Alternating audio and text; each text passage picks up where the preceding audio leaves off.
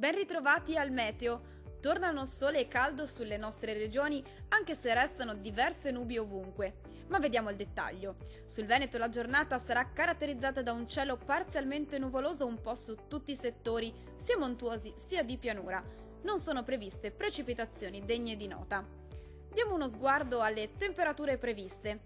Le minime saranno comprese tra 16 e 20 gradi.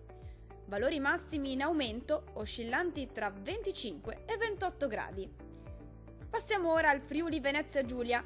Torna il bel tempo soleggiato anche sulla nostra regione con cielo sereno o al massimo poco nuvoloso ovunque e con clima prettamente estivo.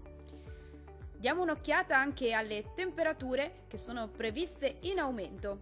Le minime saranno comprese tra i 18 e i 19 gradi. I valori massimi invece saranno oscillanti tra i 27 e i 29 gradi.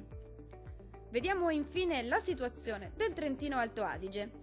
Anche su questa regione il tempo è in deciso miglioramento. Da segnalare peraltro la presenza di diverse nubi e anche di qualche addensamento pomeridiano, specie sui monti, ma senza fenomeni rilevanti.